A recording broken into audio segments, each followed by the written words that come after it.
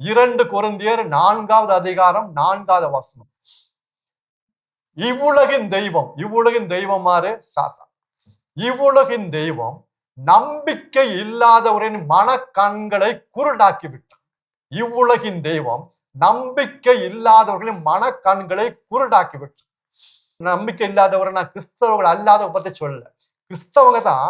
ஆனா இந்த மறை உண்மையெல்லாம் கேட்கிறாங்க, இந்த செய்தியெல்லாம் கேட்கிறாங்க, எல்லாம் கேட்கிறாங்க, பைபிள் கூட வாசிக்கிறாங்க, ஜெபிக்கிறாங்க, கோயில் போறாங்க, நன்மை வாங்குறாங்க, 4 பேருக்கு உதவி செய்யறாங்க. ஆனா இதெல்லாம் ஒரு பெரிய விஷயமா எடுத்துக்கிறது கிடையாது. இதை அசட்டை பண்ணி போறாங்க. ஏன்னா மற்ற காரியங்களை பெரிய விஷயமா எடுத்துக்கிறாங்க. இது நம்பிக்கை கிடையாது. அதனால என்ன செய்யறான்? இந்த இவ்வுலகின் தெய்வம் நம்பிக்கை இல்லாத மனக்கண்களை குருடாக்கி விட்டான், இருட்டாக்கிட்டான். இதனால பல உண்மைகள் தெரிய மாட்டேங்குது. இதனால பல குடியில போய் விழுந்துடுறாங்க, பல பிரச்சனையில போய் சிக்கிக்கிறாங்க, பல சாத்தான் வலையை விரிக்கும் அதுல போய் மாட்டிக்கிறாங்க, பல தீய செயல்ல பாவத்துல போய் விழுந்துடுறாங்க. அவன் விளையாடுறான், அவன் தப்பு கிடையாது, நம்ம தப்பு.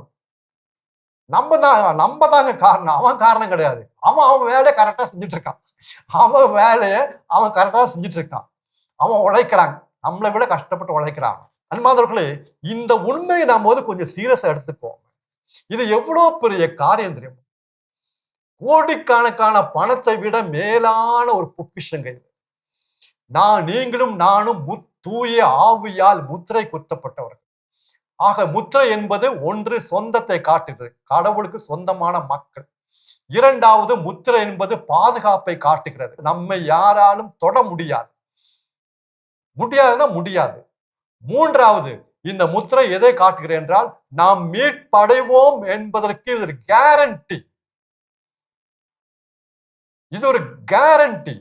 நம்ம பொருளை வாங்கும்போது, அந்த பொருளை வாங்கும்போது இல்ல கேரண்டி இருக்கான்னு கேட்கிறோம்ல, அதே மாதிரி நான் மீட்படைவேன் என்பதற்கு தூய ஆவியான முத்திரை எனக்கு அத்தாட்சியாக இருக்கிறது.